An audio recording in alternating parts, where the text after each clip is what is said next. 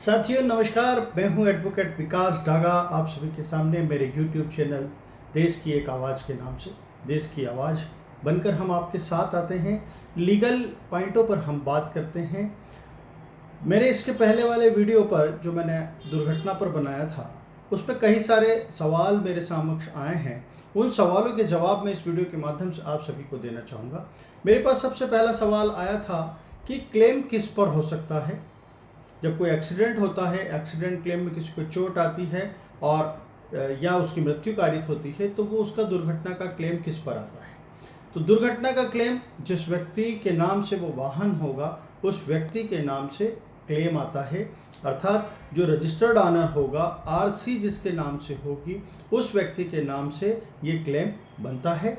लेकिन अगर इंश्योरेंस है और सारी लीगल जो जिम्मेदारियां होती है, वैधानिक दस्तावेज आपके पास संपूर्ण रूप से है, तो वह क्लेम भरने की जवाबदारी बीमा कंपनी की होती है।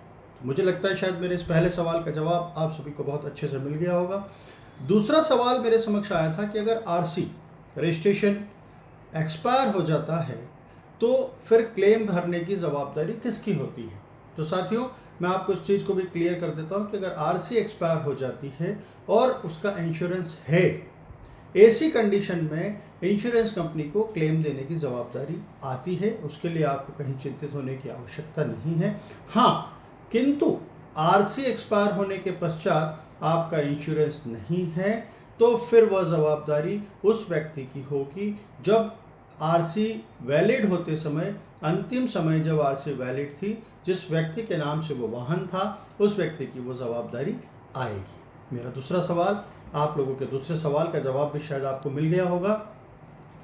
तीसरा एक सवाल मेरे पास आया कि गाड़ी सेल कर दी गई हो और एफिडेविट पर सेल की हो और उस व्यक्ति ने किसी और को सेल कर दी हो, लेकिन रजिस्टर्ड ऑनर में नाम चेंज नहीं हुआ हो, मात्र बिक्री खत या सेल एग्रीमेंट बना हुआ हो, ऐसी कंडीशन में दुर्घटना की जवाबदारी किस पर आती है। साथियों, मैं बार बार अपने हर वीडियो में आपको ये बताता हूँ कि रजिस्टर्ड ऑनर जो है, जवाबदारी दुर्घटना में क्लेम की उसी पर आती है। वो चाहे उसने किसी को भी सेल कर दी हो, चाहे वो कोई भी उस वाहन को चला रहा हो, चाहे किसी भी तरह का एग्रीमेंट आप लोगों ने बना लिया हो, लेकिन कानूनन जो रजिस्टर्ड ऑनर है वो क्लेम में पार्टी बनता है और वही उसमें पार्टी बनेगा। अगर इंश्योरेंस नहीं है तो रजिस्टर्ड ऑनर की जवाबदारी होगी कि वो उसको क्लेम राशि का भुगतान करे। अगर इंश्योरेंस है तो फिर कोई दिक्कत ही नहीं है। अगला सवाल मेरे पास आया था,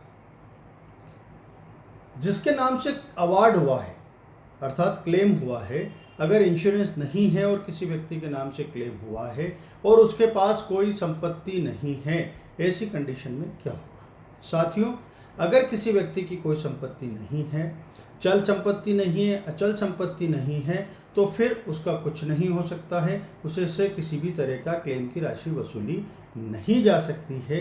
अचल संपत्ति अगर है तो सबसे पहले उन अचल संपत्ति को आपको बताना होगा कि इसके पास ये संपत्तियां हैं, तो उन संपत्तियों को नीलाम करके और वो क्लेम की राशि वसूली जा सकती है। और अगर अचल संपत्ति है नहीं है और चल संपत्ति है, तो चल संपत्ति का विक्रय करके भी उस राशि को जितने की कीमत होगी वो वसूली जा सकती है। इसके अलावा राशि वसूलने का और कोई तरीका नहीं है। एक सवाल मेरे पास आया है कि क्लेम ना देने की दशा में क्लेमेंट को कितने वर्ष की या कितनी सज़ा हो सकती है। तो मैं आपको बहुत अच्छे तरीके से इस चीज़ को समझा दूं कि क्लेम ना देने की दशा में किसी तरह की कोई सज़ा का प्रावधान नहीं है। सिविल पद्धति से जो गवर्न होता है वैसे ही ये गवर्न होगा। अगर किसी के नाम से क्लेम हुआ है तो क्लेम की वसूली उसकी संपत्तियों को विक्रय करके ही वसूली जा सकती है। उसको किसी तरह का कोई सज़ा का प्रावधान इस कानून में नहीं है।